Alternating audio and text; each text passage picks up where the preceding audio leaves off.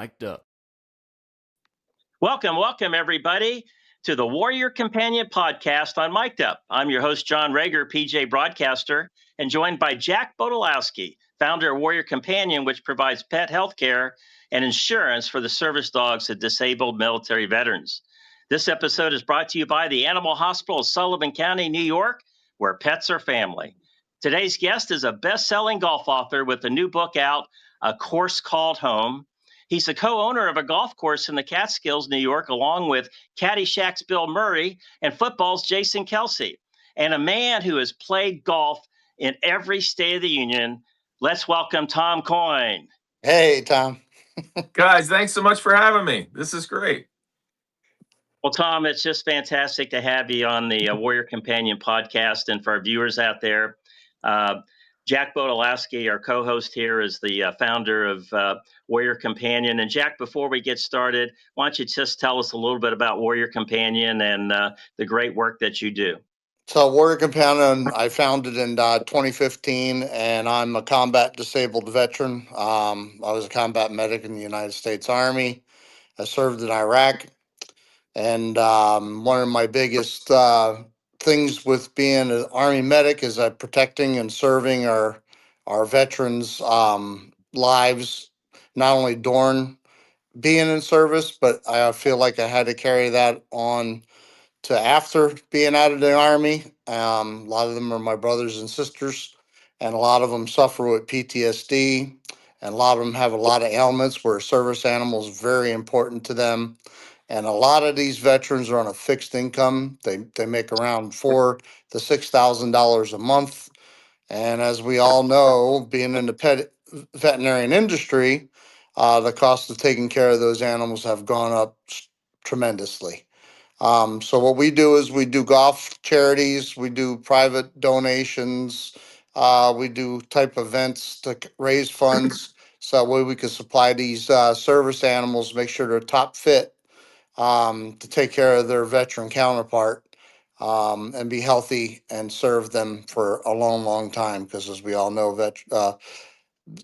pets don't live very long as it is. So we try to give them as much time with them as they can.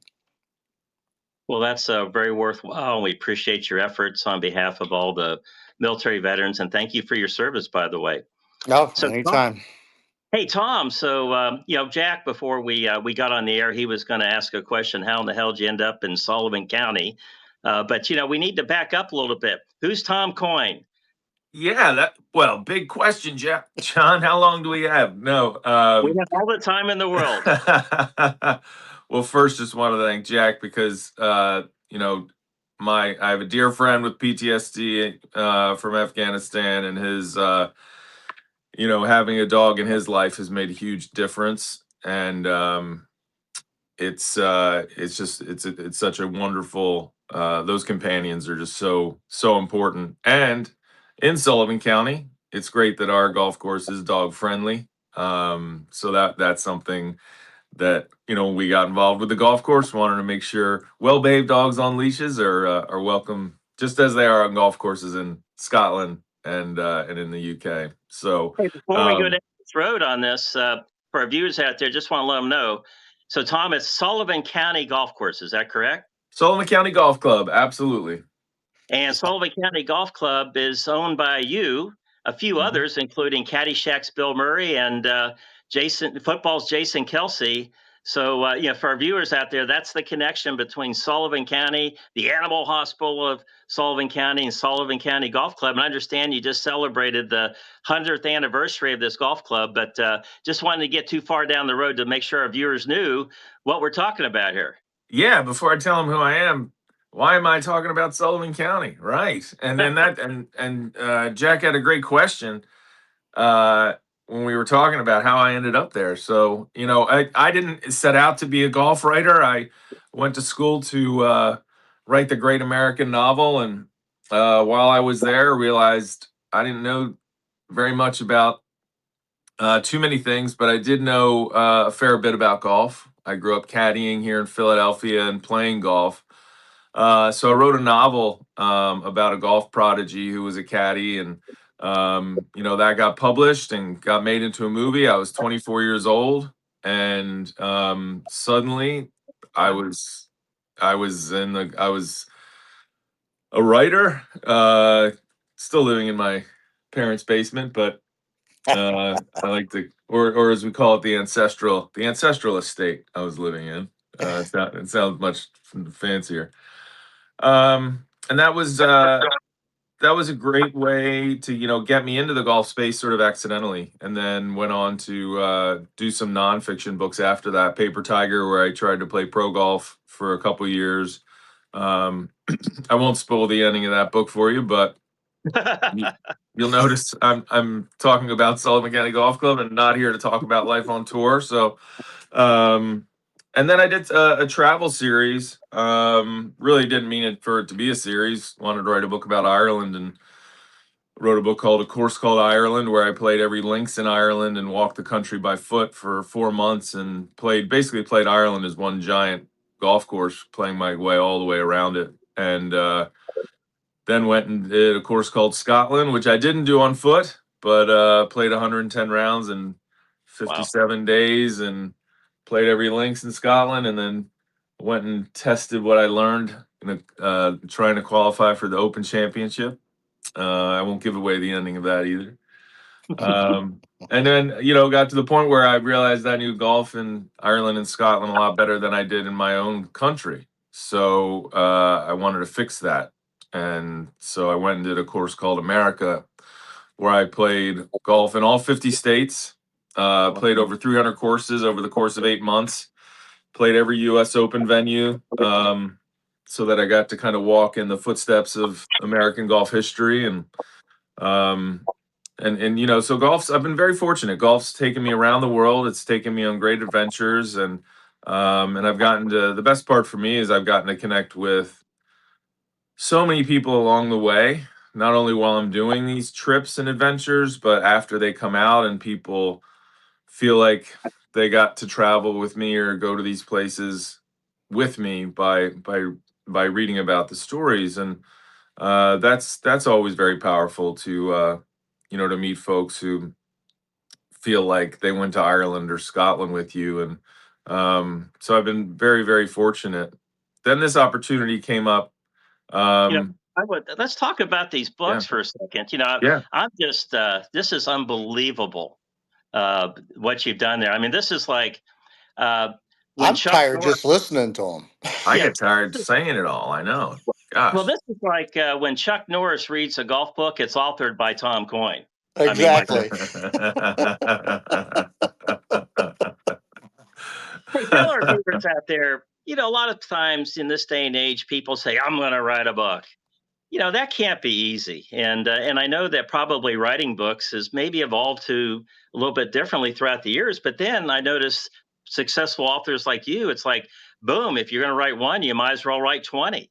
And it's very impressive there. But how does one go to write a golf book? How do you do that, and how long does it take? Yeah, that's a great question.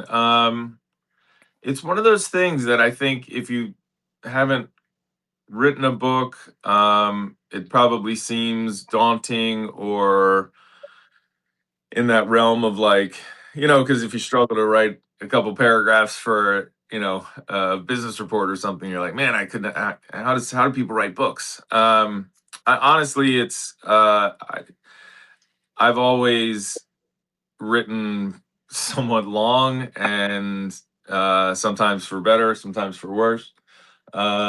So the indulgence of having more space is actually a joyful thing. Like, where I know I'm going to have the time to tell a story the way that I want to tell it, as opposed to like, man, I can't wait till I get to page 100, or once I get to this word count, I'm done. It's never felt that way for me. And so yes, it takes a long time. I mean, every book takes its own amount of time. For a first draft, 6 7 months of pretty much every day, all day work.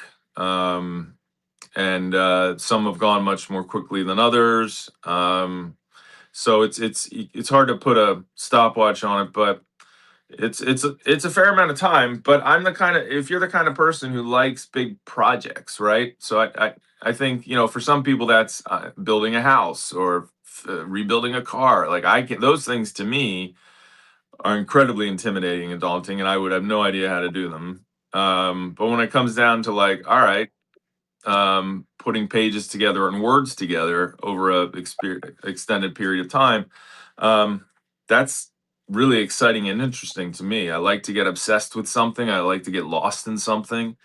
And when you set out to write a book, that's what you get to do. The really scary part is if you feel like the material isn't strong enough, and that's why um, I've been lucky, and that's why I've gone on these crazy big adventures or done these big ambitious things so that I would have more material than I would possibly be able to use, and that's certainly been the case. It makes you Yeah, more I have a well-rounded for sure. Yeah. Yeah, I have a question for you. My dad played in the NFL for 12 years. He was an all-pro linebacker with the Steelers in the 50s and 60s. And so one year, Bobby Lane, the colorful quarterback, Hall of Famer, who played for the Lions and then got traded to the Steelers, wrote a book. And years and years later go by, and I was part of the NFL alumni in Tampa, helping him run golf tournaments. My dad was alive at the time, and he was the president. And we gathered, like all the great quarterbacks. The NFL is one of the themes for our golf tournament that we had. And all of a sudden, I'm looking at Bobby Lane's book, just out of interest. Great quarterbacks, NFL, this, that, and the other. And my dad's in it on like page 87, 88, 89. And I There you looked at my go. dad and I'd go, Dad, you're in this book. You didn't tell me about all this when I was just a little kid. And so along your writings, have you ever had anybody in your book? I know the names. Do you have to change the names to protect the innocent? Or is there anything, anybody just all of a sudden they look and they go, hey, my name's in that book? It's tricky, right? When you're doing nonfiction, that was something I had to learn pretty early on, is how to handle that, writing about real people, because I was trained as a fiction writer. But yeah, no, it's been obviously with a course called, so the next book is about um, buying and operating Sullivan County Golf Club and how that came about. And so there are real characters in that story who are real people. And going into it, I made it clear with everybody, like, I'm writing a book about this. Like, I'm here as, yes, the golf course operator, but I'm an author, and this is all, whatever you do here could go in a book. And even had I hope people. my golf game ain't in there. Jack, it was close. It was close. There were a couple sentences, but then I thought, he's too nice a guy. I'll take it easy on him. No, but then, so for people, they're aware. Also, if there's someone who isn't aware, who would be, say, like a bystander, right? Like that just comes up to play golf and they do something interesting that I want to write about. I change their names so that, they're, yes, indeed, to protect the innocent. But I'm not the sort of writer that, I'm not doing like, A hit piece. I'm not doing hit pieces. I'm not digging up secrets. I'm not giving away state secrets or writing politics or anything like that. So I do have the luxury of people are generally pretty happy to be mentioned in the story, because they're fun stories with that are hopefully a little bit inspiring as well. Hey, well, let's move on to Sullivan County Golf Club here. Let's tell us about that. I know about it through my participation with Jack and Warrior Companion, and I watched from afar from this year's 100th anniversary of it. But how does one go to become involved with Sullivan County Golf Club up in the Catskills? Is that something that is it a labor of love? You just happened to luck into it? Did you know somebody? Why? How? So now you can ask that question, Jack. Go ahead and ask it now. How the hell did you end up in Sullivan County, New York? It's a Being a question. Philadelphia boy, I was born and raised in Trenton. I was an Army brat. I was born at Fort Dix, so my dad was a Trenton boy. and I went to Valley Forge Military Academy there in Pennsylvania. And so I was in your backyard right there. You were. And Yeah. I don't even know how I ended up in Sullivan County, New York. I got married and she dragged me there, but how the heck did you get there? That's so funny because I see the cadets walking around. We live in Devon, Wayne, and when they get a night out, they stroll the streets of Wayne. Yeah. Do you remember Sky and the Pie and the steak stromboli? Absolutely. Oh my God, yeah. Absolutely. And and Taps was the big movie when I was a kid. Yeah. That was filmed there. I was there. But in any event, how I got to Sullivan County, that is a great question. I ask myself most mornings, how did I get to Sullivan County? Well, first, I consider myself very fortunate for having found Sullivan County and the Catskills because I knew nothing about the Catskills. When you're from Philadelphia, you go to the Poconos, and that's about as far as you go. You go to the Poconos and go to the Jersey Shore, and that's it. Yep. So, I mean, you might go other places, but those would be the two top standard. two. Yeah. So, yeah, I got a DM on Twitter, I think, from a superintendent who said, there's this 100-year-old 9-hole golf course in Liberty, New York. It looks like it's probably going to close this year. Do you know anyone? Would you like to write something about it? Do you know anyone who could? I have a little architecture firm.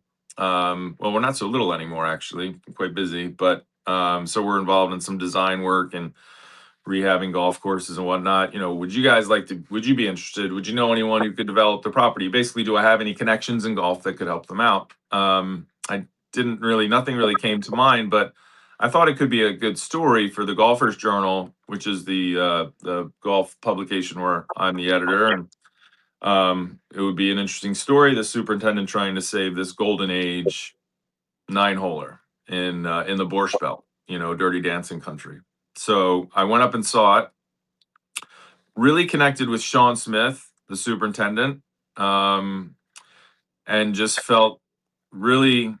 It was hard to feel connected to the place because it was covered in snow, as it is for a lot of the winter. 9 months of the year. Yeah, but I certainly felt connected to him and thought this is a person I could go on an adventure with. And wouldn't it be a great adventure? And maybe this, I do believe the universe points us in certain directions and puts people in our paths for certain reasons if we're open to it. And I thought, maybe it's time for me to start. I've been a big consumer of golf, as we just listed all the places I've played and things I've gotten to do. What if I became a provider of golf and tried to give this place, a new a second chance or a new chapter or whatever. So talk to the owners. They gave me years. And give it another 100 years, right? So talk to the owners. They gave me the opportunity to become the operator for a year, where I would pay for everything and run everything, and then at the end of that year could decide whether we wanted to buy it or whether I could buy it or not. And so the story of the book is it was meant to be 1 year of like, hey, we bought a zoo. Like, this is what it's like when you run a golf course and all the crazy things that happen. And plenty of crazy things happen. But the craziest thing that happened was we did end up buying it. As you mentioned, with partners like Bill Murray and Mike Madden and Jason Kelson coming in a little bit later in his team. So that meant the story got longer. A second year where we redesigned the golf course and refurbished it, and a third year where we reached 100.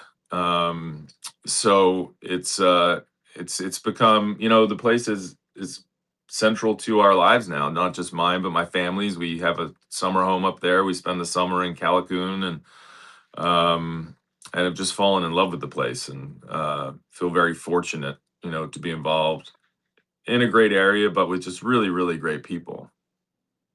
It is. I gotta tell you, Tom.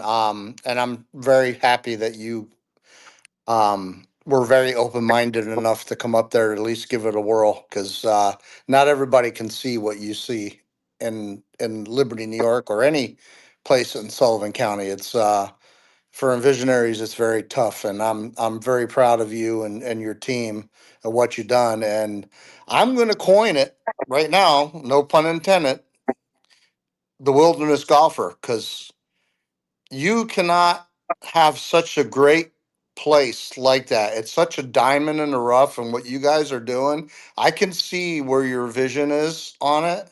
And I Yeah. just think it's just what you're doing is a beautiful thing. And it's not going to happen overnight because nothing happens overnight in Sullivan County, New York. Um, and As you well know, and I am very proud that I got to spend a day with the owners of the golf to new our the old new golf course. Yeah. And Was a real pleasure having you guys put up with my golfing ability because I have zero. But also, I want to let you know that day was a major milestone in my lifetime too, because it made me realize that I can't give up doing what I'm doing because so many people are, needing me to do Yes. what I do. So I also want to let you know you're also inspiring somebody as well. Jack, Um, thank you. and it's beautiful. And I don't know if you know this, but Mr. John Reger, you built several golf courses in his lifetime, and managed them. So you always have someone you can lean on there if you ever need help. Appreciate Um, it. and I just got to say, I just love what you're doing and what you're doing for Warrior Companion. You're probably one of the very first person actually stepped up and is doing what they said they would do and help me. So, Anything and I we can appreciate do. that too. No, Hey, we Jack, appreciate you. And it's golf that and veterans and dogs and veterans are so important to their mental health. They really Um, are. it's the I didn't realize how interlocking they are, because getting a veteran out of the house and getting him out there where he can be like a team unit. You don't have to be the best golfer in the world as long as you have somebody who can do a long drive and putt very well. You got a pretty good operating team. Um, like I said, I just can't thank you enough. You have no idea what this means to me, and it's in my backyard. I've been up there for 25 years now, so and it's just great to see. Well, So thank I you, just Jack. wanted to throw that out there. I also want to know a little bit more about your series of books you have. So what are hey, all the wait, Jack, titles of your I want to go books? back to something here Yeah. because I want to get Tom's perspective on it. I've had the good fortune of developing 6 golf courses, and I own one of them, Hmm. and in my previous life. And one thing I noticed about golf, there are people in the golf, and there's golf people. And I would consider you a golf person. I'll tell you why. Because when my dad retired from the NFL, he had a restaurant. It was like Cheers. He was the Sam character. My mom was the Christy Alec, Hmm. Alley character, and we didn't have the postman sitting at the bar, but we had the vending machine guy, and then we didn't have the Kramer guy. We had somebody that did practice in front of the Supreme Court. So it was just an eclectic group of people, Sure. just like Cheers. And one of the things I realized growing up that the restaurant business. It's not just a job. It's just not something to do. It's a way of life. And then when I got into the golf business, I quickly realized that the golf business is just like it, especially when you own and operate a golf course. It's more of a way of life than it is. Obviously you have to run it like a business and generate enough profits to get some capital to keep improving it and build its asset value. But from a standpoint, it's just a way of life. It's for me. I mean, I don't know if you get that perspective or not. Yeah. Well, I do. I can't imagine my life without golf. Whether it be playing it, working in it, writing about it, talking about it. I would be a really dull person. I'm already dull enough.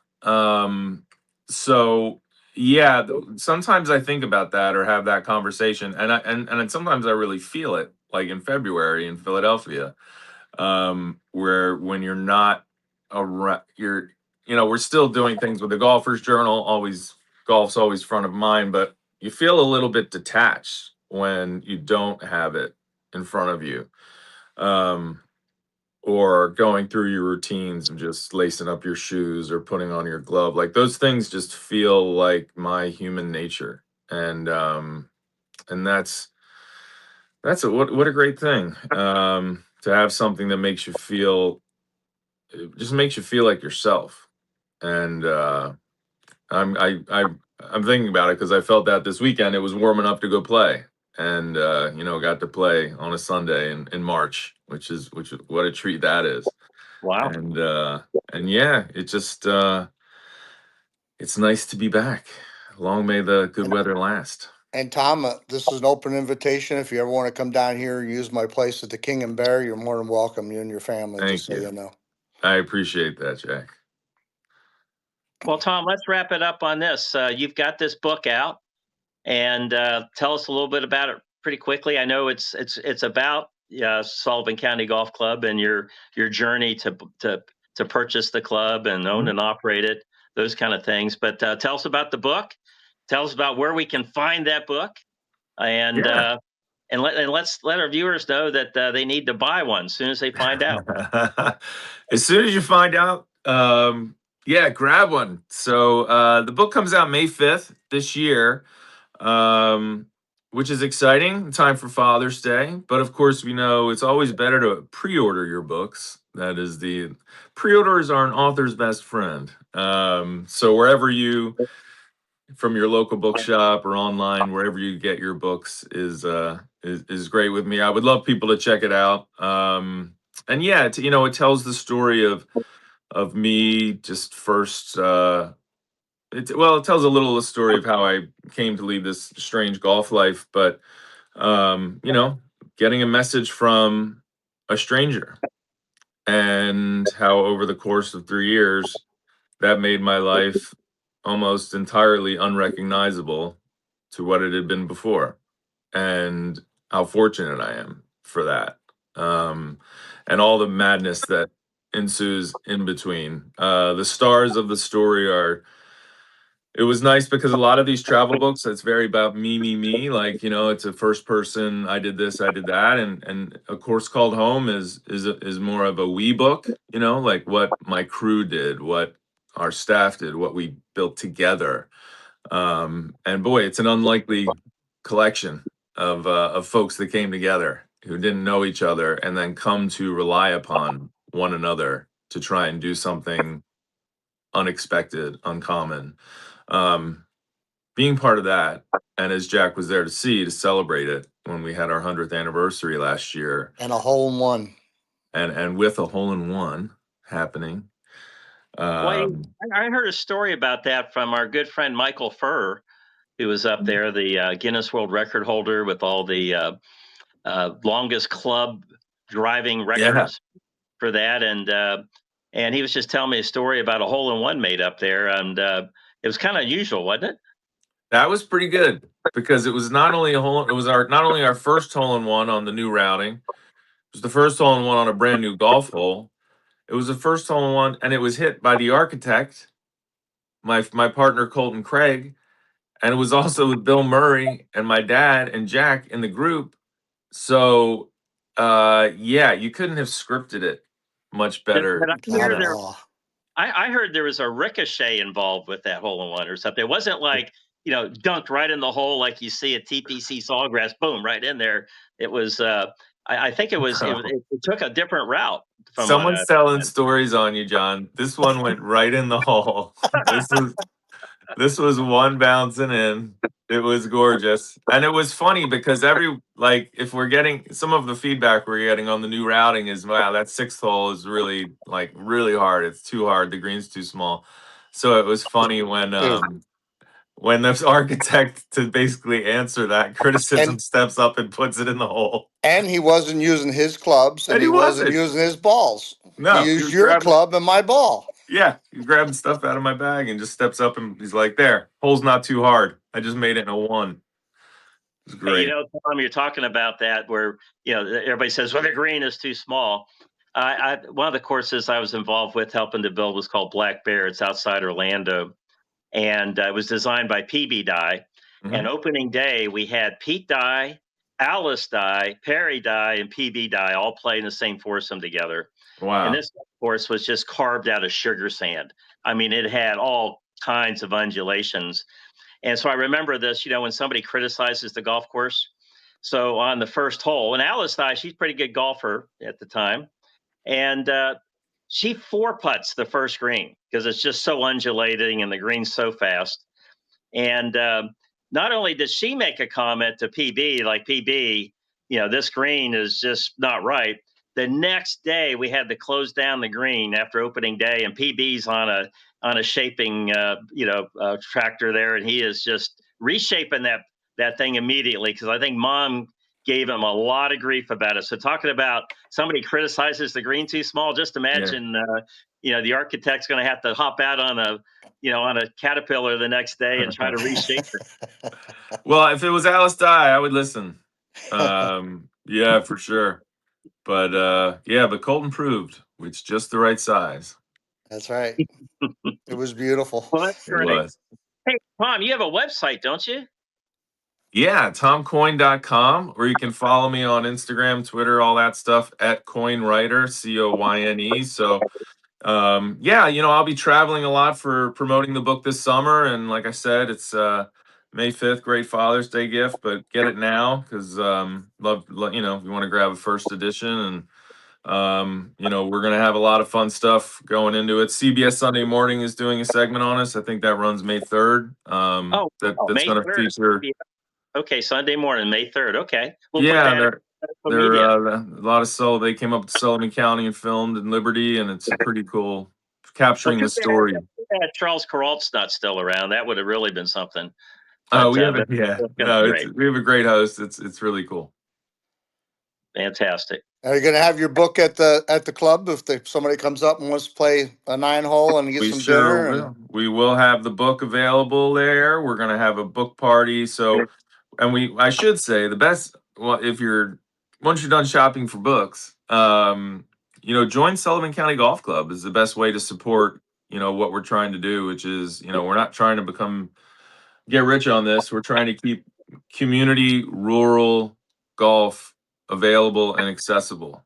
And so the initiation fees are not like 50 grand or something to join. $500 for the entire year. That's fantastic. That's your whole year.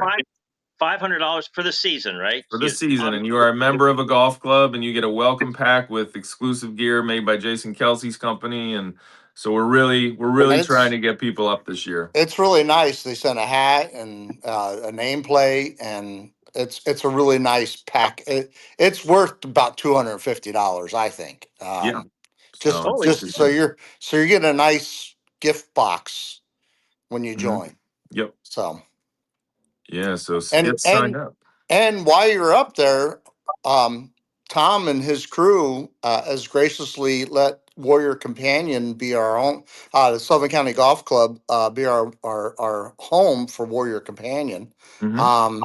And you can join us on June 14th and buy Tom's book and come out and support Warrior Companion. I have a golf cart that's going to be coming that we're going to wrap. So we're going to have a Warrior cart for people to want to rent, and they can write it off as a tax deduction, and part of the proceeds goes to the golf course for maintaining it, and the rest goes to Warrior Companion. And they're graciously, we're going to try to do 2 of them a year, one in the spring, early summer, and one in the fall. And this year it's going to fall on Flag Day, so make sure you get your patriotic gear out. Veterans and first responders, please come out and support our local golf course, and the team, Coyne's team, that put this all together and has allowed me to have this great opportunity. It's the first one since 2015 that I actually have someone that actually is standing behind me and alongside me, which is amazing.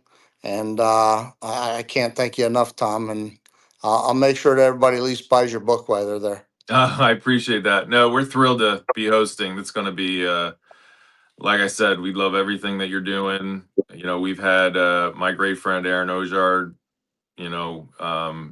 when he comes up with his Akita, that really has helped him so much. And so is golf. Golf's been important for him to get him out of the house. But he's more willing to go out of the house, with his buddy now. And That's great. It's and he's welcomed with his buddy. A lot of places give these veterans a hard time, and they are service animals. They're welcome here. And trust me, they're better behaved than most of the golfers we get up there. So let's I be agree honest. 110%. So, Hey, you know what we need to do as we wrap this up, Jack? Give us a quick synopsis of Warrior Companion and what it is, and the good work that you do. Again, just want to remind everybody what our podcast is spelled PAWDCAST podcast. So it is about those service animals. But just tell us a little bit about Warrior Companion and these animals and the good work that you do. So as I've said before, that I am a combat medic. I did my time in the desert in Iraq, and I know what living with PTSD is, because it's a challenge every day. And golfing and animals are like one of the two top things in my life that keeps me going and having purpose. Like Tom has purpose when he writes his books. And what we do is we provide pet insurance for service animals for disabled veterans and first responders. If you're disabled and on a fixed income, we will pick up the pet insurance. It's usually 90-10, and we get the veterinarian to write off the 10%. So usually it's 100%. I have not had one veterinarian anywhere across the country tell me that they're not going to deduct a 10% deductible from their policy yet, which can always happen. And if they do, we'll figure that out when that happens. But coming out and supporting us at Sullivan County Golf Club and having fun and enjoying such a great course. Like I said, it's challenging for a veteran. It can be challenging for you, and it's a lot of fun. And again, you're saving two lives instead of one, because you're supporting that veteran, you're supporting their support group. And when the veterans aren't golfing with their buddies, sometimes all they have is that animal. And we got 22 veterans a day that we lose every day is not acceptable at all. We just got to let them know that there's ways to dealing with it, and not becoming introverts, and you know, laying off the alcohol and the drugs, and go out and enjoy the fresh air and the beautiful Catskill Mountains. And we also do these in Florida and other places in Texas, just to raise funds and awareness to Warrior Companion, and also to let veterans know that they have an avenue to help take care of their animal. That's very expensive to take care of these days. That I think the average cost of a pet now is about $12,000 a year just for routine care and food. And a lot of these guys and girls don't make that. So again, that's why Warrior Companion does what it does. And it's so great that we have partners like Tom Coyne and his crew that see that, and appreciate those guys and gals that served their country, and trying to just give them as much support as they can without physically being there, but they're there emotionally. And like I said, that's what Warrior Companion is about. And I really, again, I can't appreciate you enough, Tom. You have no idea. yeah. And I had the great pleasure to golf with you. I'm sorry you had to put up with me for 9 holes. Good thing it was only 9 holes. So That was a great day. Great day. I gotta say, I was a little intimidated at first, being with some of the greatest golfers I got to play with, and you guys. Bill Murray, I gotta say, he's the man's man. I just love that guy so much. Yes. I got to spend a day with him, and he's just a great guy. I don't know what else to say about him. And You're right. and meeting your dad, and is that your uncle that was there? Or no, that was John. That was Bill's brother, right? Bill's brother Johnny was there. Yeah. Yep. And just meeting that crew, and golfing with the architect of the course. It was just, I just, that will forever be like one of the highlights of my life. Oh, it Just was so you know, and the purpose it's given me to keep going on, because it gets frustrating sometimes. Yeah. So, It does. Well, thank you, Jack. We love what you do, and we love what you being a part of what we're doing. and We're I'm very glad, so fortunate. happy you opened your arms to me. It's great. I just really appreciate it. Well, we're getting ready to wrap this thing up. And so, Tom, thank you for being on the Warrior Companion podcast. And we look forward to many more years down the road of the Sullivan County Golf Club. You said 100 more years. So I think that's a deal. We'll hold you to it. Let's do it. I got one more thing for you, Tom. Yep. Oh, okay. I have a Rodney Dangerfield at our golf tournament on June 14th. Whoa. Yeah. Really? Yeah, he's going to be there on June 14th. Excellent. We're gonna give him a cart, and he's gonna have some Tito's and cranberry juice, and he's gonna go around and entertain the troops. I love it. So Yeah, you might cut him off after 3 holes or something on that yeah, Tito bridge. he'll be playing music and having a good time. That's Get good. no respect. It's going to be fun. It'll be Just a fun. reminder of viewers, Saturday, June 14th, Sullivan County Golf Club, Warrior Companion Golf Tournament. Plus, go to tomcoyne.com and at Coyne Writer. So you can at Coyne Writer, find him on the social media. So again, Tom, thank you for being on our podcast. We really appreciate you. And we're going to go ahead and wrap this up. So I'm your host, John Reger, PJ Broadcaster. I'm joined by Jack Bodolosky and Tom Coyne, best-selling golf author with a new book out called A Course Called Home, co-owner of Sullivan County Golf Club, along with Caddyshack's Bill Murray and Jason Kelce from the football world. So with that, this is another episode of Warrior Companion Podcast. And just remember, all putts in the leather are good. Take care, everybody. Have a good day.